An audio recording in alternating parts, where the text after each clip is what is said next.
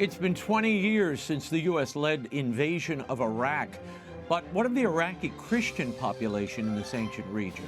Founder of Nazarene.org, Father Benedict Kiely, and National Catholic Register's Edward Pentin are here with an update.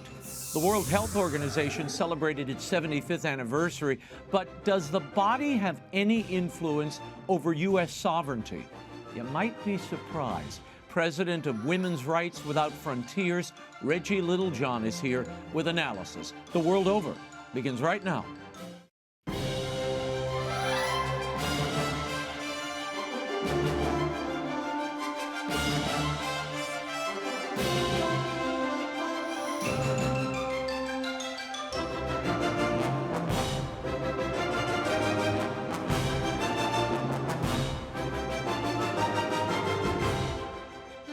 Now, Raymond Arroyo.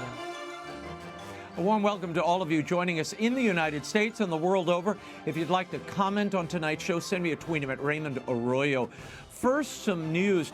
A small Missouri town has become a pilgrimage destination of sorts. Hundreds of visitors are flocking to Gower, about 40 miles north of Kansas City, to see what appears to be the incorrupt body of a nun who died 4 years ago at the age of 95.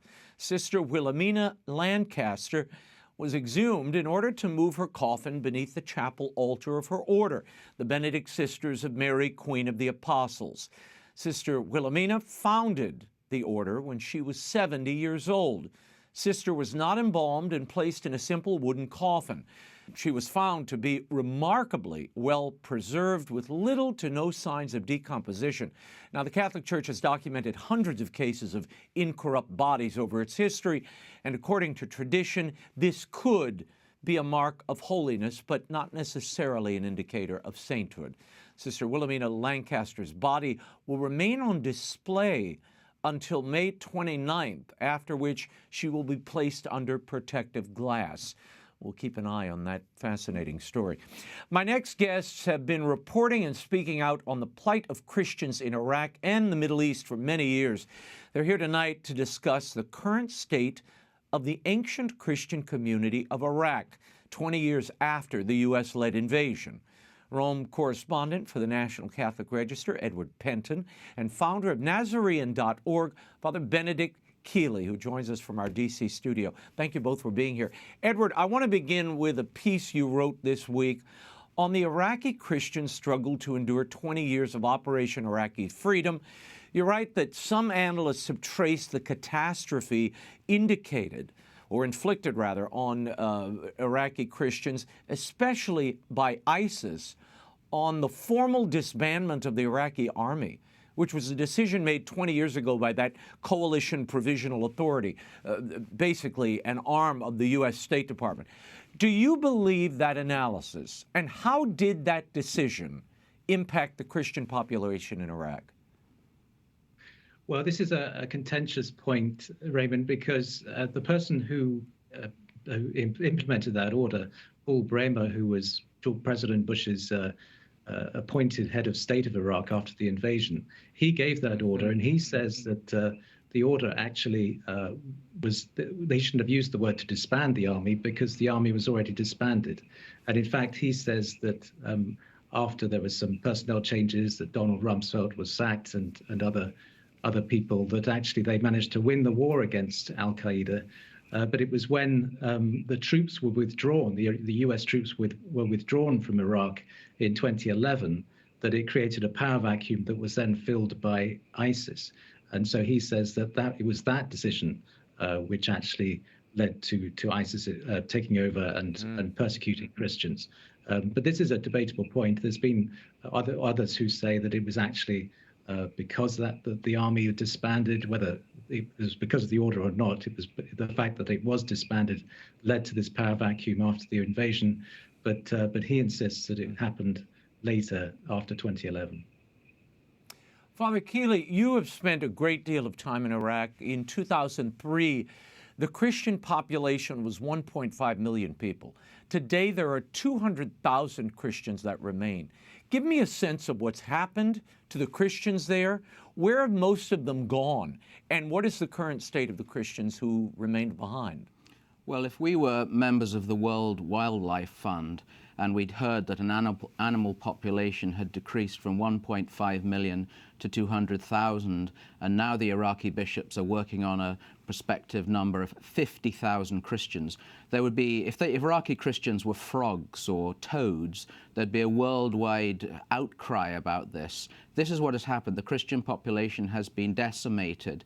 There's a remnant, a true biblical word, there's a remnant left, but you speak to any Iraqi Christian from the highest to the lowest, and they put all the blame on the invasion in 2003. And as you remember, Raymond, not to inflate your ego, but you were one of the people 20 years ago, one of the few speaking against it, along with our beloved late Holy Father John Paul II. He warned, he prophesied exactly what would happen, and this is what has happened to the Iraqi Christian population now.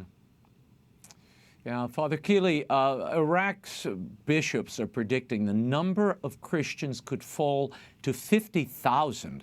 Iraqi Christians are really on the brink of extinction. That's what that number means. What does the international community need to do to bring more attention to this situation? Can anything be done at this point? Well, it's easy to feel depressed and to feel that there's nothing that can be done. And without wanting to be over-pious, for us believers, for Christians, prayer. But that may seem obvious, but unfortunately, we know in the West that prayer for the persecuted is often put into the intercessions at Mass once a month, maybe, but it's not an urgency. If we look at the Acts of the Apostles, the church, we're told in the Acts of the Apostles, when St. Peter was arrested, prayed constantly. One of the things my little charity is doing is trying to put a little icon of Our Blessed Lady, Mother of the Persecuted, into churches so that bishops will highlight this. But you know, Raymond, the strange thing is we give this icon, and I've had bishops refuse. They'd prefer me to have an exhibit about global warming, but persecuted Christians seems to be a problem. But prayer, advocacy, speaking to your elected representatives, and aid, practical aid, is the community will last now, but they have been decimated all because of this invasion. Yeah, Father, I remember when the invasion was about to happen, hadn't happened yet, and I had a Chaldean bishop on or two, and many members of the Bush administration contacted me and were very upset because these bishops were worried about the invasion and the impact it would have on what is the cradle of Christianity in the Middle East. It was one of the vibrant communities of Christianity, and certainly Catholics. Edward, Iraq's government today is heavily influenced by Iran. There are security concerns, very few job opportunities. What sort of hope is there among the younger generations in Iraq today to remain there? I mean, this is something you see also in the Palestinian territories and in Israel as well. The Christians feel, well, there's no future here and there are no numbers, I've got to get out. Right, exactly. Well, I remember when I was with Father Benedict, we both went back in 2018 and we met some young people in Iraq, and they really are very desperate in the sense that many of them are unemployed, they can't find work. There's also the security issue, which is constant. There are constant concerns about security. But the unemployment and training and education is a real problem for them still. But there are signs of hope. There is, in Erbil, for example, there's a new university, the Catholic University of Erbil, which was set up with the help of the Italian Bishops' Conference. And that's providing education for, I think, something like 406 students so far.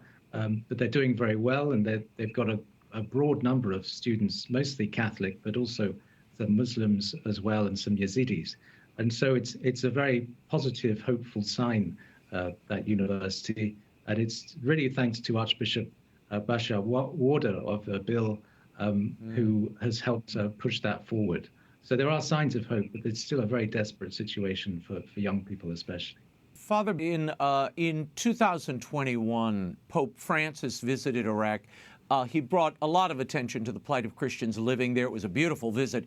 Is the Vatican doing enough in the wake of that visit now to bring attention to this persecuted community in Iraq and really throughout the Middle East? It's far more than just Iraq. It's true, the visit of Pope Francis was greatly appreciated. It did give them a sense that they were not forgotten. They felt very forgotten for a long time. It's over now. I was in Mosul just in January. There are still pictures of Francis everywhere, but The attention of the world obviously is in Ukraine, but also the terrible persecution which needs to be highlighted in Africa, in Nigeria. There's always a sense that they've been forgotten. I would just encourage people to remember, as you said, that it's the cradle of Christianity, it's our roots. When you cut the roots away from a tree, the entire tree is in danger. I want to move on to a few other countries in the Middle East. Father Kiely, in a recent interview, you said that the situation in Syria is appalling and, quote, everyone is short of everything. There have been heavy sanctions placed on Syria by the U.S., by the EU. What effects are these sanctions having on Christians in the country? All Syrians are suffering. I'll give you a little anecdote. I was in Syria in October of 2019. It's very difficult to get into as a Westerner, but there are a lot of cats. The Arabs like cats. They don't really like dogs, but they like cats. There are a lot of cats being fed. And I heard a story recently. There are no cats, or hardly any cats left in Damascus because they were fed the scraps, obviously. There are no scraps to feed them.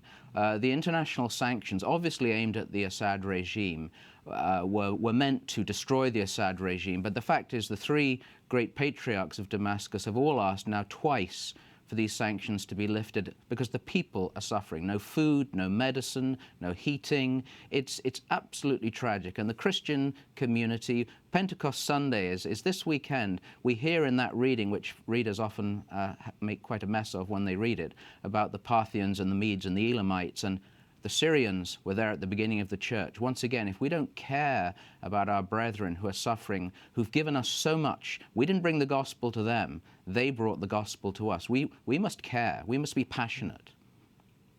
Yeah, it amazes me the kind of disregard we have for these. These are really the ancient communities of Christianity. These are your forefathers in the faith, and we sort of just put them out of mind and don't think about them.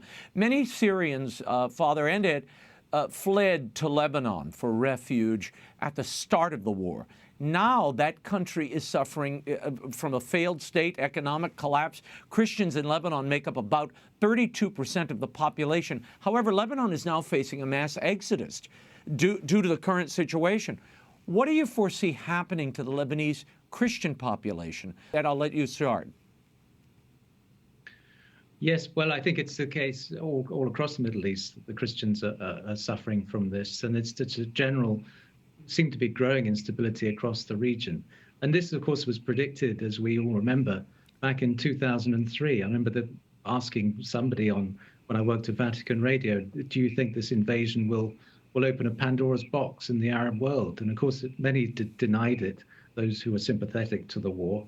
But many of us, I think, could foresee this happening. And I think we're now reaping the fruits of it. I think in the end, the war seems to have caused instability across the region, and we're sort of witnessing the fruits of that.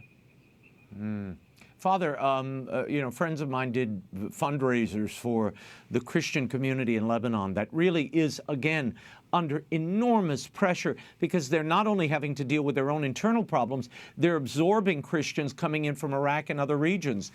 What is the future there? I mean, this is probably now the largest Christian population in the Middle East.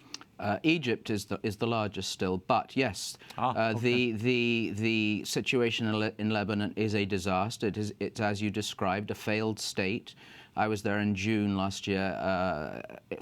Again, it's easy to become depressed. The Lebanese Christians are very tough, though. That's one of the things. I spoke to a Lebanese Christian politician, and he said, unlike in some places, he said, we will fight to the death if it comes to that. But it's off the map. It's not being talked about. It's very worrying. I think politically, people should be aware, the political pundits should be aware that this is all about Iran as well. The Shia crescent all the way from Tehran to Beirut. The influence of Iran is terribly, terribly worrying. They're taking over that whole area. Iraq almost feels like being in an occupied country now, and it's the same for Lebanon. Right. Yeah, and in Palestine, Christians in the West Bank have been reduced from 18% to 1% in the last 70 years. The number of Palestinian Christians have dropped from 15 to 2%. Most of that decline is attributed to a hostile political environment, lack of employment opportunities again. What are the bishops, Ed, church leaders, various Christian faiths, what are they doing to try to keep Christians from leaving that territory? I mean, look, I will, in full disclosure, I'm a member of the Franciscan Foundation for the Holy Land, which labors to create both housing and economic and educational opportunities for the few Christians in that land. Who else is doing anything here? Well, I think it is left largely to the church, and I think many people see that the church is really the only entity in the Middle East and in the Holy Land especially that can bring these sides together and to bring peace to the region. And I remember when I was writing for a publication on the Holy Land that it was often initiatives from the church, especially the Franciscans in the Holy Land, who were doing this work and trying to bring the sides together. But it's extremely hard, of course, and it's this constant, intractable conflict that never seems to be able to be solved. But at least you have these relative periods where there is peace. But I think we're seeing a sort of uptick, it seems, in growing tensions over there. Well, and the I guess de facto withdrawal of the United States from the Middle East, which has happened over the last few years, has created greater instability. The coming together, who would have ever imagined that we'd see Saudi Arabia and Iran coming together?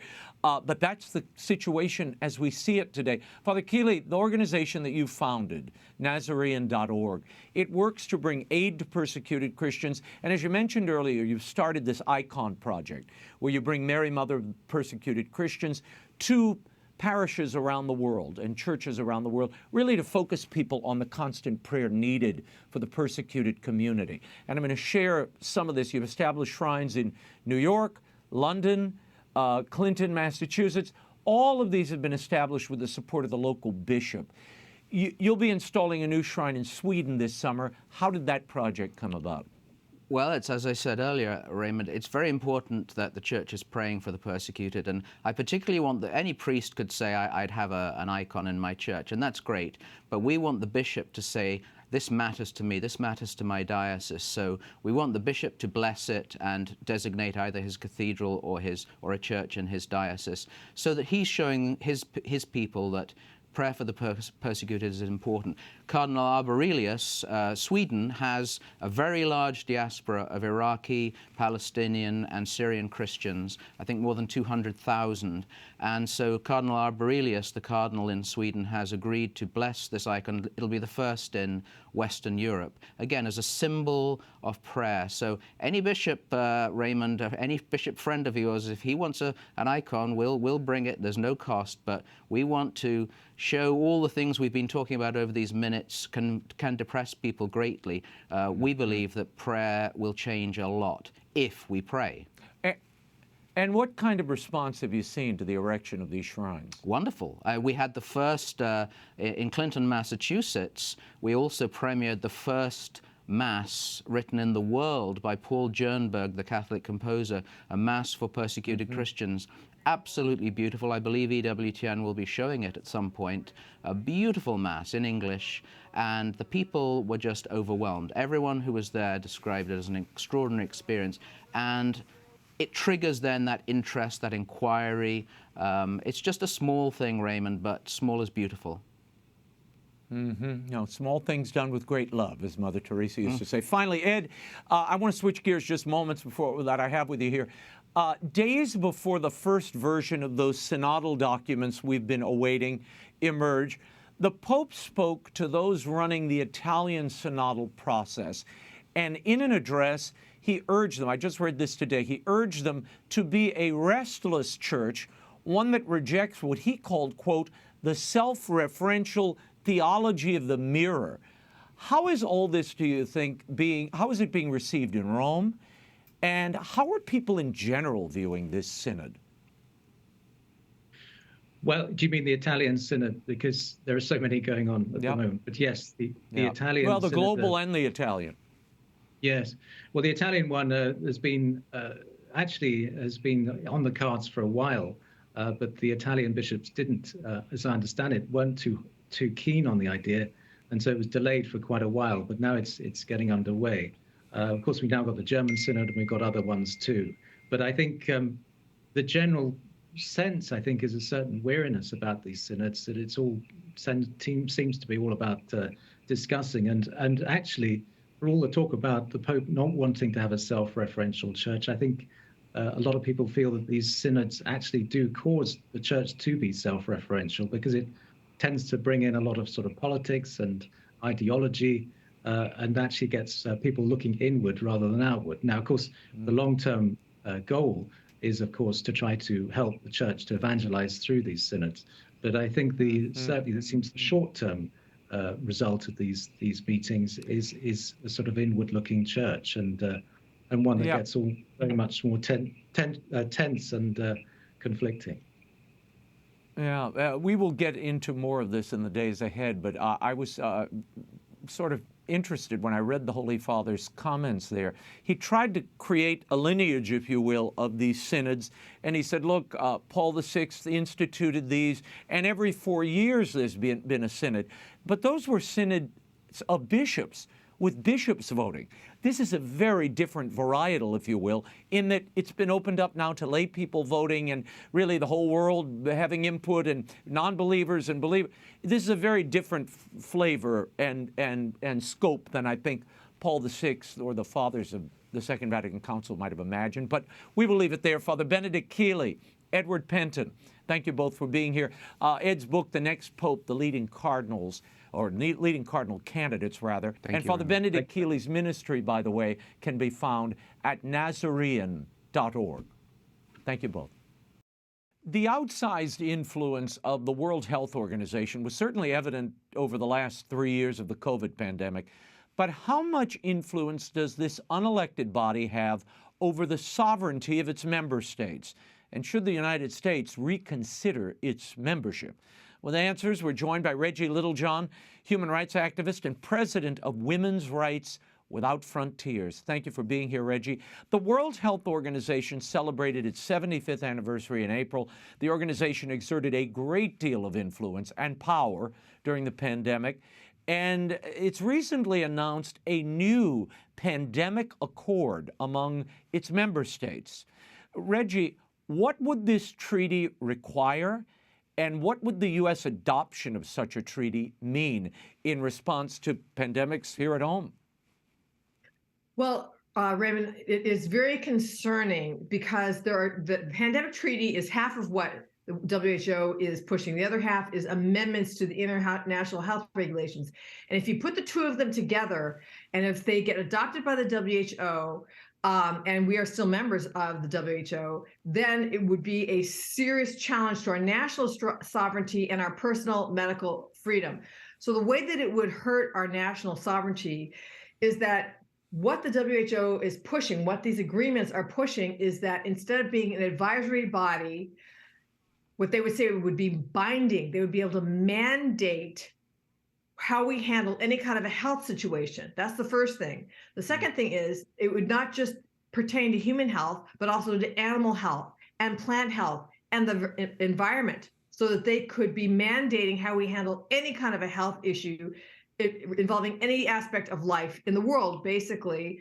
And then beyond this, the way that they will mandate this is, and a way that they will be able to discover whether there is a health issue. And by the way, it doesn't have to be an actual verified pandemic. It could be any kind of a health risk, which again broadens their powers. Is that the pandemic treaty has in it two sections, one on surveillance and one on censorship. So member states, that would be the United States, would be one of the 194 member states, would agree to surveil their citizens through social listening and other means to see whether we are promulgating misinformation or disinformation. And misinformation and disinformation will be defined by the World Health Organization, being anything that is counter to the narrative that they are trying to push down. And the thing is, Raymond, that they so deeply botched the COVID-19 pandemic crisis with all kinds of misinformation. Like they said there was no human-human transmission. They said, they backed the Chinese Communist Party in saying that if we were to cut off flights from China, from Wuhan, that we were being racist. Meanwhile, China itself was cutting off flights internally from Wuhan. There's so much misinformation and disinformation that they are now backpedaling on, that anybody who would challenge that in the beginning would be called, somebody who is promulgating misinformation or disinformation, and they would be censored. So that has to do with national sovereignty, personal freedom of speech. But in terms of our medical freedom, they would be able to mandate what treatments that we could have and could not have. Meaning, for example, let's say that we had another pandemic, which, Dr. Fauci and Bill Gates have said that we're going to have another one, possibly shortly.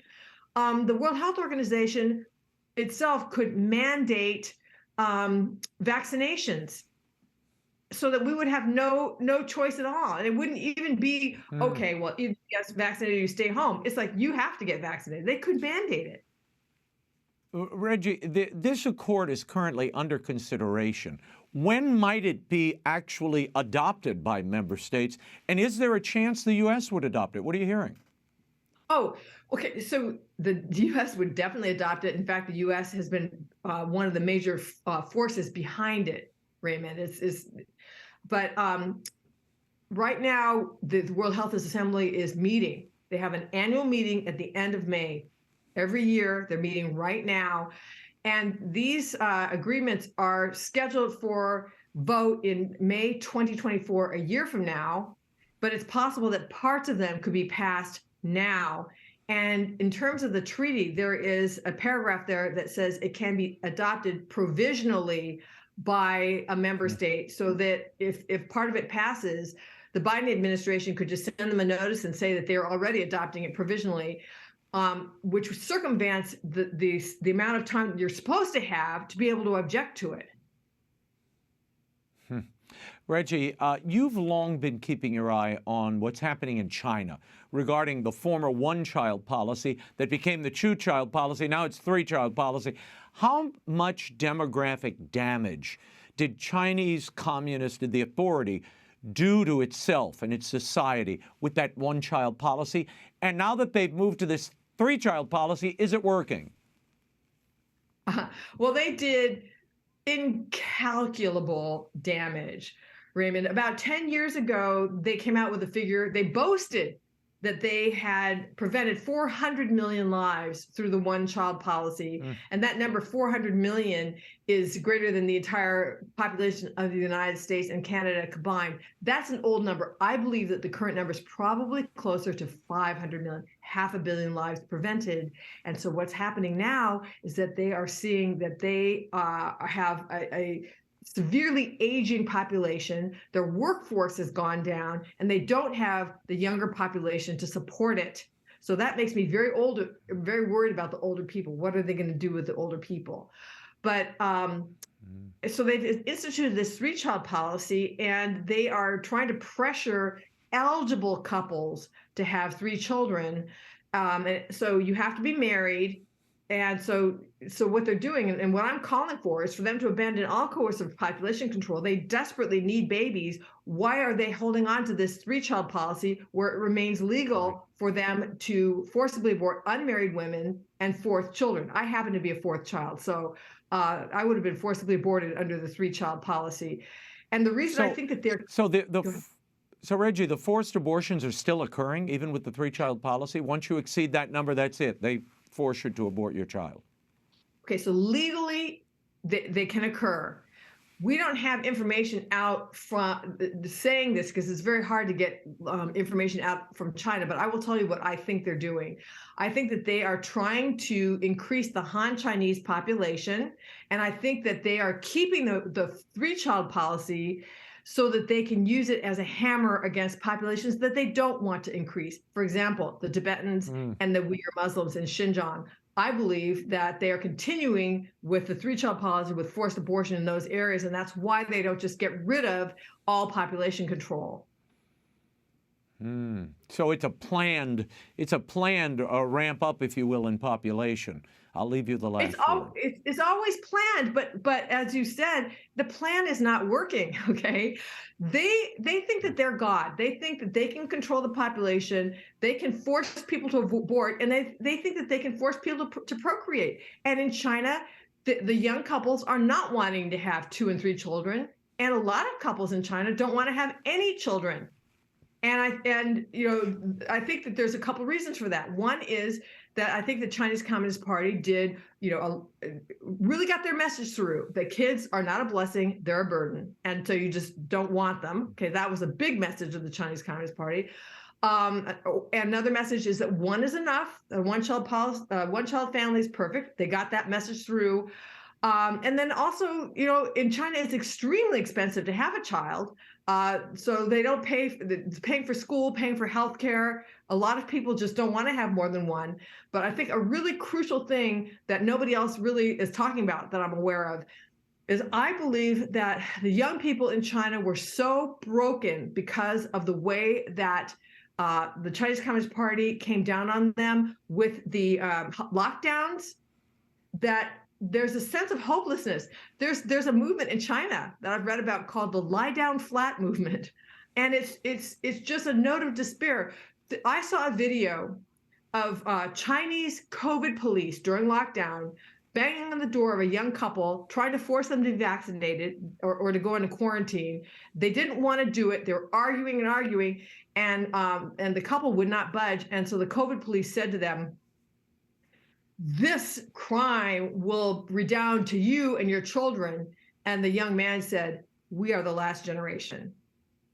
And that video has gone viral in China. And I believe that the decision not to have kids is in some ways a way that the young people are just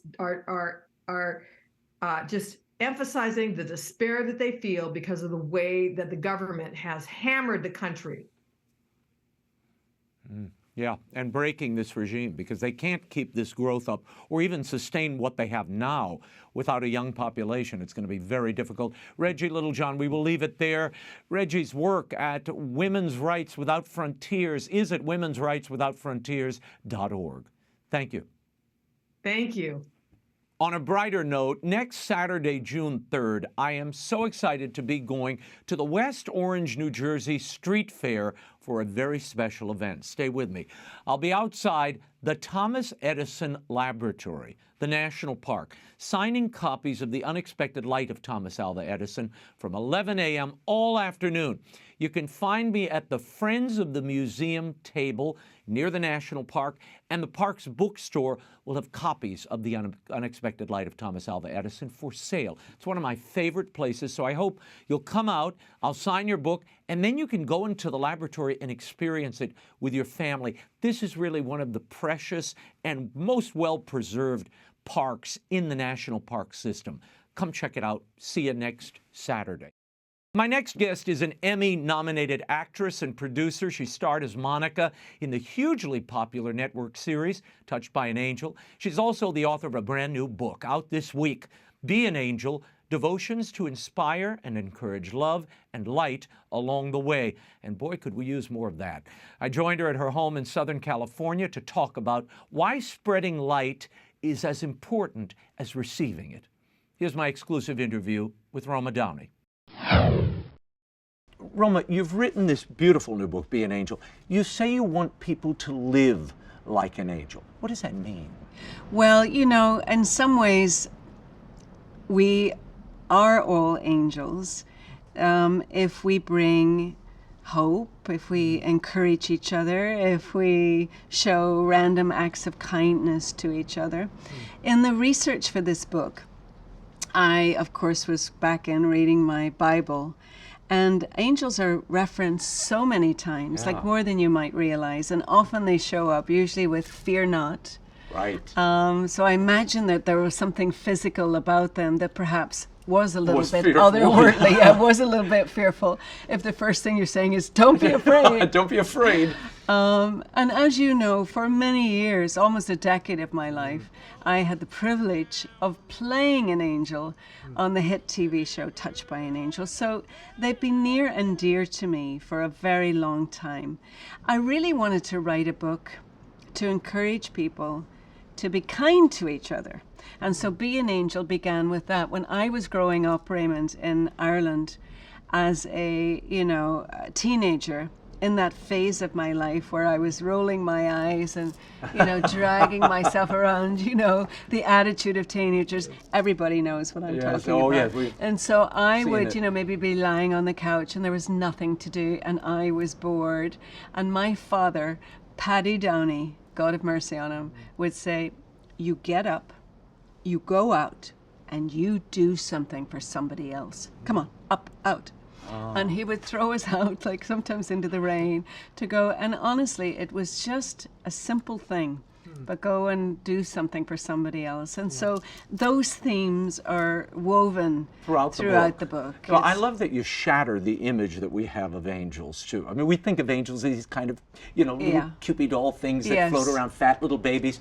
No, at one point, in fact, you referenced them as warrior-ready and battle-tested. Yes, it's true. What about that face of angels that we don't often think about? Well, when my husband Mark and I were making the Bible series, obviously we had angelic presence in that a number of times. Yeah, sure. But most profoundly with Angel Gabriel, who showed up at the Annunciation to visit Mary.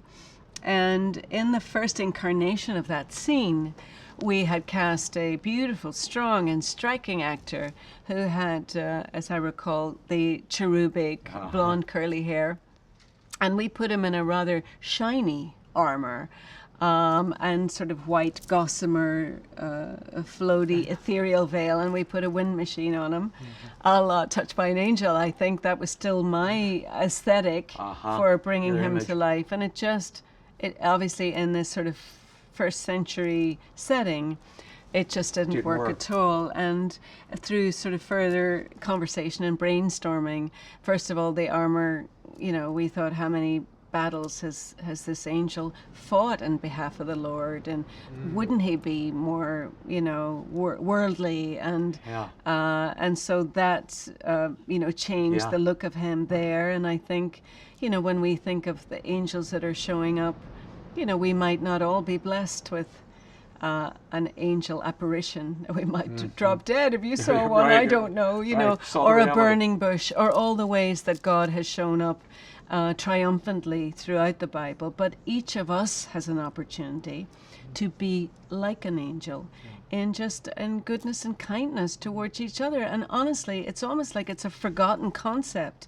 Every time I open my social media or go on Twitter, particularly because people can hide behind anonymous names and the bullying and the mean-spiritedness. And you think, whatever happened to just being nice? And these are not massive calls to action, Raymond. These are small, doable things, But it really is about daily living and the challenges we face in daily living. That's what struck us as I read it, and the seasons of life which you have lived through as a young actress, growing up as you did in Ireland, which I want to talk about in a moment, and then raising your children and then letting them go and be their own people. And that beautiful transition, and how we do need God, and we do need his messengers and to be his messengers in those different periods of life. I want to talk about Touched by an Angel for a second, which haunts this book in many ways.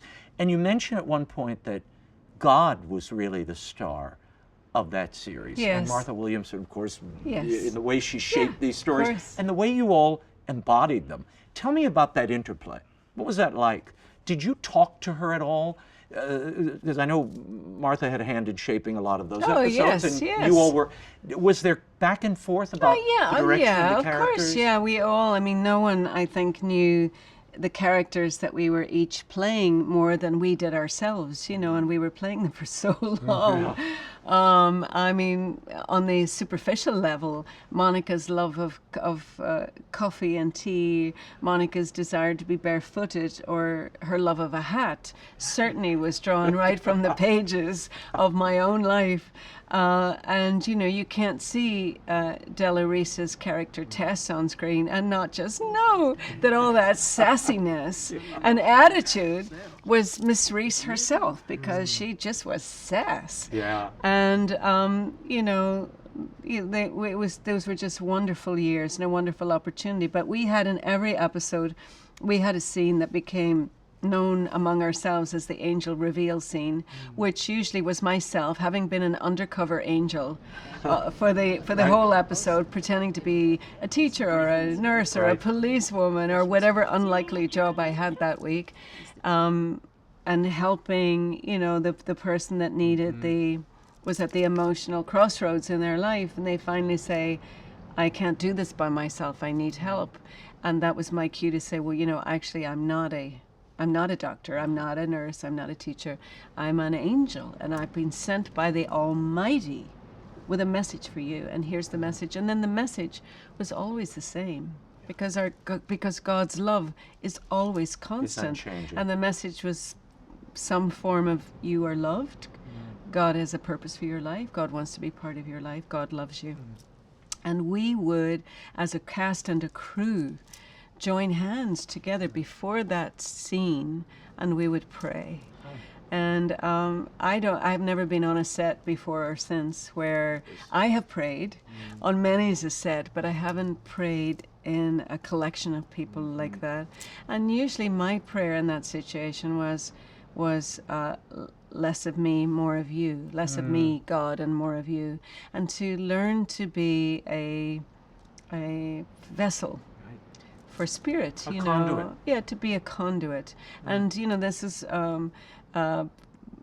earlier today you and I were talking, and I said that Della was so good at that, that she was the encourager to say, yeah, we're actors, but we've been brought to roles for such a time as this, to bring this message to people, and just learn to get out of the way and let God do the rest. And I still run into people who loved Touched by an Angel, who remember fondly curling up with their mums or their grandmothers, and how it really touched their hearts. Well, you tell the story in Be an Angel of being in a hospital. Yes. And this woman coming up to you and saying, oh, thank God you've come. Yes. I was praying. So they equated you and your presence with an angel, the angel they were praying for. No, and that's God's right. That's message right, for Raymond. them. And that was a very moving story, because in that particular scenario, when that woman in the hospital, I volunteered at the Children's Hospital, when that woman at the hospital approached me, her little baby tragically had unfortunately just passed. And when she saw me in the hallway, and I tried to kind of be invisible to give them their space, she said, Monica, which was the name of the angel that I played. She said, Monica, I prayed that God would send an angel for my baby, and here you are. And part of me wanted to say, oh no, Mrs., I'm not an angel, I just play one on TV. But thankfully I didn't say anything. I just held her and I prayed. When I got back that night to my home, I called Della and I told her the story. And she said, so you're upset, but why are you so upset? And I said, because I don't want to be pretending to be something I'm not. And she said, well, baby girl, that lady needed an angel. She didn't need an actress. She needed an angel. And I said, yes, but she thought God had sent me there. To which, of course, Della replied, and who said he didn't? He did. No. And it just it almost took my breath away. And from that moment on, I thought, well, how can we be used in a show like this? Just to remind people that they are loved and that they are special. Because like Julie Andrews, I imagine there's a moment, Roma, where you go, oh, can I retire the wings for a few weeks? I mean, there must be that as a person, as an actress. The only thing is like, I'm not suggesting I am an angel. I'm still not suggesting I'm an angel. Every day I start again, Raymond. And then anybody that follows me on social media knows that I am slightly obsessed with sunrise.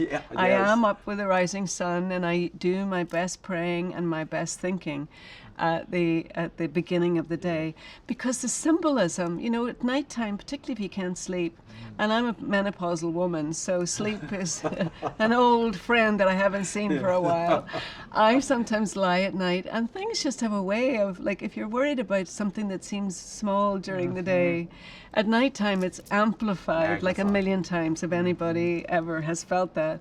But then there's something so beautiful. Finally, you come through like the dark night of your soul, and then the sun rises, and it's just it doesn't seem quite so bad. And, you know, and we have the good fortune to live here by the edge of the water, and the sun on the water is lovely. And so, you know, it's just about, you know, do the best you can until you know better. And when you know better, do better. Do that. And just, you know, just every day try to do the best you can. And, you know, and for me, this book was like, you know, how do we encourage? It's really about encouraging each other, you know, that people will know. You know, you say, well, I'm a believer. It was like, well, I can say that till the cows come home. But it's like, isn't faith an action too? Like love is an action?